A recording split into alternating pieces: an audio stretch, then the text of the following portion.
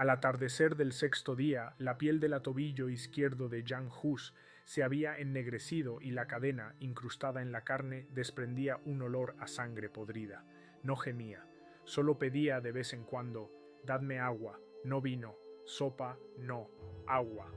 Pero el guardia, designado por el capellán imperial, lo miraba en silencio a través de la rendija del casco. Nadie abrió los recipientes con agua que habían dejado junto a la puerta. Usa llevaba 3 días sin comer. Tenía la lengua seca, los labios agrietados y apenas podía articular palabra. Según los recuerdos del inquisidor Heinrich von Altdorf, los ojos del hereje estaban inyectados en sangre, tenía la cara hinchada y le salían gusanos en los pies, que no podía mover. Uno de ellos cayó al suelo y Hus se rió en voz baja, como si hubiera visto una señal. En el castillo no se aplicaba la medicina. Por orden del cardenal estaba prohibido utilizar incluso ungüentos. Quien ha profanado el templo con libros no es digno de los beneficios del aceite. Sin embargo, en los registros del monje Jacobo, en la pared sur, se menciona que el segundo guardia, llamado Clemente, a escondidas de todos, dejó en la rendija un trozo de tela empapada en vinagre. Este gesto fue visto. 2 horas después, Clemente fue sustituido. Nadie volvió a verlo. Cada mañana leían a Gus las acusaciones, con voz firme, sin cambios, sin pausas. El día en que llegaron a su celda los sonidos de la ejecución, el rugido de la multitud y los golpes del martillo, según el testimonio del delator, se volvió hacia la pared y susurró: «No fui el primero en creer, fui el primero en responder». El protocolo eclesiástico exigía el arrepentimiento, pero Gus siguió en silencio. 3 veces lo sacaron a la sala, donde se encontraban teólogos, escribanos y legados. 3 veces se negó a reconocer su error. Tras el tercer interrogatorio, lo encadenaron a un poste de piedra dentro de la celda. Según la descripción de un sirviente, tenía los brazos estirados hacia arriba y las piernas encadenadas al suelo. No podía sentarse ni acostarse, solo podía permanecer de pie y pudrirse. Al 8º día, el cuerpo comenzó a descomponerse. Apareció una mancha en el pecho, luego otra. Las moscas se metían en la boca y en las fosas nasales. Uno de los guardias se tapó la nariz con un trapo y escribió una denuncia en la que decía: «El hedor es más fuerte que el de los muertos en el campo, pero está vivo». Según un tratado médico redactado medio siglo después, Gus sufría necrosis múltiple en las extremidades, insuficiencia renal, deshidratación, sepsis y probablemente parálisis del lado derecho del cuerpo. Sus cuerdas vocales estaban dañadas por el calor y, según las descripciones post-mortem, el hígado estaba cubierto de patrones similares a úlceras causadas por veneno. La noche del 9º día, la pared de la celda se cubrió de moho. En las crónicas del monasterio se indica: «La piedra sobre su cabeza se oscureció y en el suelo aparecieron babosas que no había en otras celdas». El superior decidió bendecir la celda, pero el obispo se negó. Lo sagrado no toca a los malditos. El entorno de la corte papal en Constanza comenzó a dividirse. Algunos decían que el diablo mantiene vivo a Hus para avergonzar a la Iglesia. Otros decían que Dios la estaba poniendo a prueba a través del hereje. Uno de los legados susurraba que había visto sangre correr por el suelo de piedra, aunque el prisionero no tenía heridas ni había comido. Al 10º día, la guardia comenzó a cambiar cada 2 horas, ya que el olor se había vuelto insoportable. Uno de los escribanos autorizados a examinarlo observó: «Apenas respiraba, pero tenía los ojos abiertos, no como un vivo, sino como alguien que ya está contemplando otro juicio». El 11º día intentaron alimentarlo con migajas de pan en la punta de un cuchillo, pero la mandíbula no se movía. El médico, llamado en secreto, dijo: «Debe de estar muerto, pero no está muerto». Gus no se estremeció ante los golpes del látigo, no gritó cuando le tocaron el pie con una vela. Solo se le escapó de la garganta un jadeo parecido a una plegaria. En el «Informe sobre las cadenas», redactado por un hermano anónimo, se lee: «Con cada día que pasaba no se debilitaba, sino que se volvía más inmóvil, como si no se pudriera el cuerpo, sino que se transformara en otra cosa, no en un santo, ni en un demonio, en un resto de dolor». El 13º día llegó en silencio. Gus no se movía. Las cadenas no tintineaban, la piel se había ennegrecido y se desprendía sobre la piedra. Solo los ojos permanecían abiertos, mirando hacia arriba, hacia la sombra que proyectaba la ventana enrejada. Al amanecer del séptimo día se formó un charco negro en el suelo debajo de Gus, una mezcla de pus, sangre y orina. La piedra solo absorbía por los bordes, el resto se estancaba, desprendiendo un olor dulzón y sofocante. Uno de los guardias lo describió en una nota. Su pierna se abrió como un cadáver al quinto día, del pie sobresalía un hueso, debajo se arrastraban gusanos, gordos como sanguijuelas. Esta nota fue confiscada, pero se conservó una copia en las notas personales del secretario del obispo de Langenau. El movimiento del cuerpo de Hus casi había cesado. Solo los ojos se cerraban y se abrían con el crujido de los párpados resecos. Cuando se ordenó al monje Juan que leyera la lista de nuevos cargos, anotó en su diario. En la quinta frase comenzó a sonreír, sin emitir ningún sonido. No era una sonrisa humana, sino como la de un cráneo en un osario. En el Vaticano, en esos mismos días, se debatía cómo formalizar correctamente una sentencia de muerte sin un acto de renuncia. Algunos cardenales proponían declararlo muerto físicamente, pero vivo espiritualmente como hereje, para ser quemado en la hoguera sin juicio. Otros insistían en prolongar la tortura. Según informes de la curia papal, al 10º día llegó un documento de Roma. No se requiere protocolo, ya que no se ha retractado llevar a términe. En el patio interior del castillo de Constanza comenzaron a construir una plataforma de madera. La armaron con tablas viejas impregnadas de resina. Los carpinteros locales comentaban entre ellos: ¿para qué construirla si ya está muerto? Pero el jefe de la guardia dio la orden: debe arder como si estuviera vivo, para que no queden dudas. Mientras tanto, el monje Jacobo, el mismo que antes había mencionado el vinagre, subió 2 veces al prior para pedirle la última comunión para el prisionero. Se la negaron. Los impuros no pueden recibir el cuerpo de Cristo, dijo el obispo y añadió: que muera mirando a la piedra, no a la cruz.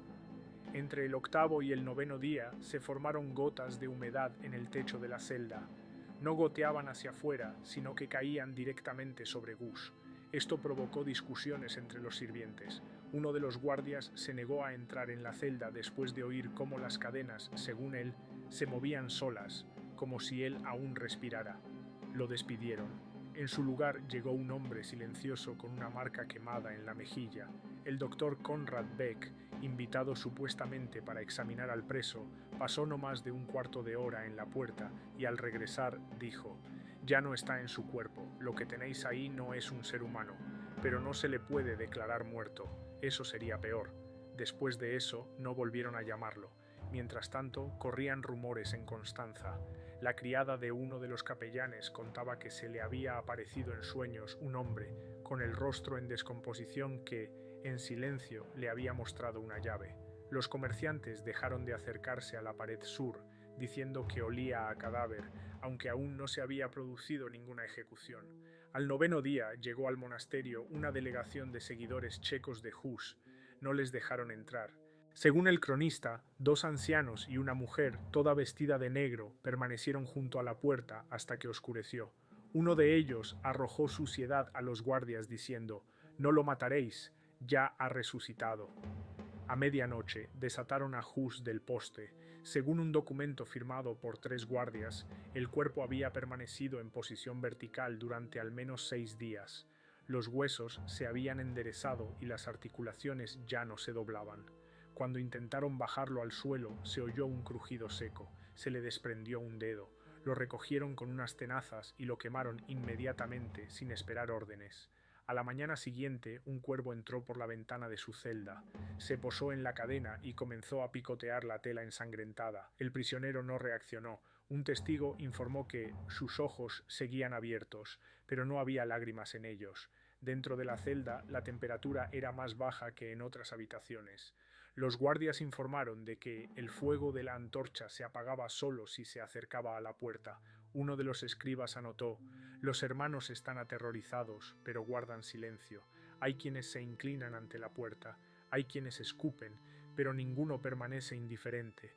Hacia el 11º día, según los recuerdos del monje Martín, a Gus Se le desprendió un trozo de piel del hombro, dejando al descubierto la articulación blanca y la negrura que había debajo. El olor cambió, como el del pan podrido, húmedo y grasiento. La orden de quemarlos ya estaba firmada, pero había que esperar. Llevaba 3 días lloviendo sin parar y el entarimado estaba completamente empapado. Mientras lo llevaban por las piernas y las axilas, de la celda al depósito, el cuerpo apenas se doblaba. Sonaba con las cadenas y crujían las articulaciones como si fuera de madera. Uno de los sirvientes que estuvo presente en el traslado escribió más tarde: no pesaba casi nada, solo huesos y tendones, pero todos lo miraban como si fuera a decir algo más. Quedaban 2 días para la ejecución, pero incluso aquellos que lo consideraban un loco comenzaron a decir: si está muerto, ¿por qué el olor sigue el cuerpo como el humo de una hoguera? Cuando llegó el 12º día, el cuerpo yacía sobre tablas de madera en el almacén inferior del castillo. No lo habían lavado ni cubierto, no le habían quitado las cadenas, solo las habían aflojado para poder trasladar los restos a un carro. Pero cuando vinieron a recogerlo, descubrieron que la piel se le había desprendido de los hombros, el cuello se le había reventado y el hierro ya no se sostenía. Uno de los carreteros, al tocar la correa, se quemó los dedos. Según él, el metal estaba frío, pero por dentro el cuerpo ardía como un brasero. El obispo inspeccionó personalmente el lugar y ordenó: quemadlo todo, no como restos, como carne digna de purificación. Se decidió no esperar a que se descompusiera más. Esa misma noche se secó el entarimado y se sustituyeron apresuradamente 2 tablas empapadas de humedad cadavérica. Según la tradición, una de ellas se rompió y salió volando una avispa negra. El escribano que lo anotó desapareció más tarde del monasterio. A la mañana siguiente, Jan Hus fue llevado al patio interior. Su cuerpo ya era transportado por 6 personas, no por su peso, sino porque nadie quería tocarlo. Cubierto de manchas, seco, aún desprendía un olor fétido. Los testigos escribieron más tarde: no era un cadáver, era un presentimiento, el miedo congelado en la piel. La multitud se reunió rápidamente, esperaban el espectáculo, pero cuando lo vieron se quedaron en silencio. Las mujeres se cruzaron, los hombres se dieron la vuelta. Un niño empezó a gritar: «¡Está mirando!», y su madre se lo llevó sin esperar a que terminara. Antes de encender la hoguera, colocaron el cuerpo sobre paja. El verdugo, siguiendo el protocolo, intentó rasgar la ropa, pero la tela se había pegado a las heridas. No salía sangre, solo un líquido turbio, como de un absceso abierto. Uno de los sacerdotes susurró: «No que la tierra lo absorba, que se quede en el fuego». La hoguera no ardió de inmediato, el viento soplaba hacia la pared y el humo se extendía abajo, cubriendo los rostros. Algunos de los espectadores distinguidos comenzaron a toser, otros se desmayaron. Uno de los testigos señaló: el humo no era gris, sino verde, como si en él ardiera la enfermedad. Por orden, la quema duró al menos 2 horas. Durante ese tiempo, por todos los rincones del patio caminaban monjes con incensarios cantando salmos, pero los sonidos se interrumpían, el fuego crepitaba demasiado fuerte, y cuando los huesos comenzaron a convertirse en cenizas, una de las mujeres, una mendiga de Meissen, gritó: «Era una palabra, la hemos quemado». La arrestaron ese mismo día. Después de la quema no quedó casi nada. Las cenizas se recogieron en un barril, se rociaron con vinagre y se llevaron fuera del castillo. No hay pruebas de dónde fue exactamente. Uno de los rumores afirma que parte de los restos fueron robados por la noche y llevados a Praga. Esa misma noche, el legado papal Rancio escribió en una carta: «Hoy nos hemos deshecho de un muerto que no estaba muerto, pero el silencio no ha vuelto. Todo parece esperar a que se levante». Los días siguientes estuvieron acompañados de extraños sucesos. Uno de los escribanos perdió el habla, otro la vista. En la habitación donde se guardaban las ropas de Hus comenzaron a encontrar ratones muertos. Las iconos se ennegrecieron y las paredes se cubrieron de manchas negras. El superior ordenó encalarlo todo de nuevo, pero el polvo seguía saliendo incluso a través de la cal. En Praga comenzó un movimiento. La gente se reunía por la noche, ponía velas en las ventanas y quemaba papeles con inscripciones. La Iglesia acusó de ello a los partidarios del difunto, pero en las declaraciones de los informadores secretos se decía: «La gente no pronuncia ningún nombre, calla, simplemente se queda ahí, y eso es peor que las oraciones». El Papa, al recibir la noticia de la ejecución, ordenó publicar una bula en la que llamaba a Hus sombra que ha vuelto al polvo, pero en la copia que se conservaba en la Catedral de San Pablo, la palabra polvo había sido tachada por una mano desconocida. En su lugar se leía: el fuego no ha purificado. 13 días después de la muerte, volvió a llover en Constanza, duró 40 horas, y durante todo ese tiempo los cuervos se posaron sobre el castillo. La gente no salía a la calle, los monjes no cantaban, y en uno de los informes se decía: en algún lugar abajo sigue apestando, pero no hay cadáveres, no hay brasas, solo piedra y el recuerdo. 2 semanas después de la ejecución comenzaron los disturbios en Constanza. Primero llovieron piedras durante la noche contra la pared occidental de la catedral. Luego desaparecieron los 2 escribanos más jóvenes que habían seguido al obispo al archivo. Nunca se encontraron sus cuerpos, solo un tintero roto junto a las puertas del scriptorium. En un informe enviado a Viena, uno de los guardias superiores escribió: desde que quemamos a Hus, el aire de la catedral es diferente. Caminas y no oyes eco. Es como si la piedra no quisiera hablar. Al mes siguiente, el obispo de Constanza abandonó la ciudad. Le siguieron 3 notarios, 2 de los 3 capellanes y uno de los 4 inquisidores. En sus cartas al Papa decían lo mismo: se ha ido, pero sigue aquí. No se referían al cuerpo, sino de su huella, de lo que no desapareció con las cenizas. Mientras tanto, en Bohemia comenzaron las reuniones. Las primeras no eran oraciones, eran silencio. La gente se reunía junto a los muros de los monasterios, los palacios y las iglesias. No decían nada, no llevaban insignias, pero permanecían allí durante horas, a veces familias enteras. Corrieron rumores de que en un pueblo al sur de Praga un pastor había encontrado un hueso seco y carbonizado, pero con una cruz tallada. Lo guardaban en un cofre, junto al cual cada noche encendían una vela. En diciembre de ese mismo año desapareció del monasterio de San Bonifacio el evangelio que había pertenecido a Hus. 4 días después fue encontrado en otra celda, abierto y escrito con otra letra. En los escritos no había blasfemias, solo el mismo texto, repetido decenas de veces: las cenizas hablan. En Roma se alarmaron. El notario papal Félix de Marcio envió a Praga una delegación con el objetivo de descubrir y quemar todo rastro de las enseñanzas de Hus, pero ninguno de los enviados regresó. Solo un soldado, herido y medio loco, fue encontrado en Teplice. Sus notas, conservadas en el archivo, dicen: no leen, recuerdan, y cuanto más olvidamos nosotros, más recuerdan ellos. Al cabo de un año, el Vaticano prohibió en secreto mencionar el nombre de Jan Hus en los sermones, oficialmente por riesgo de herejía. Extraoficialmente, según el obispo Martino, cada vez que se menciona su nombre, las velas del altar se apagan. La medicina intentó explicar la lenta muerte del profeta. El profesor Gertrich von Sigsburg escribió en su tratado sobre la putrefacción y la santidad: a juzgar por las descripciones, el cuerpo de Hus se encontraba en un estado de descomposición dolorosa, pero no había dejado de funcionar.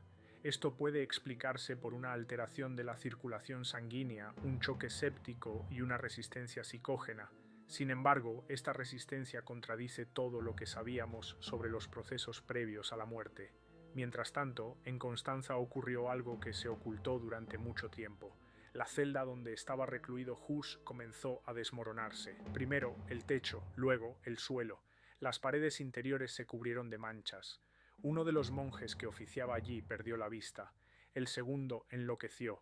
Cambiaron la cerradura de la puerta, luego la sellaron, y más tarde rodeaban toda la torre con piedras, sin señales, sin inscripciones. Se decía que, al cumplirse el 10º aniversario de la ejecución, llegó a Praga un hombre vestido con una túnica negra.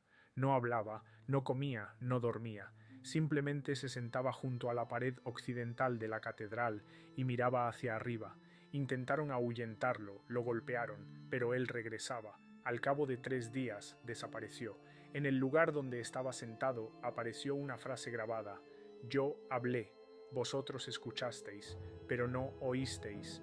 Así, el cuerpo del profeta, quemado, maldito, enterrado en humo y silencio, no desapareció, permaneció.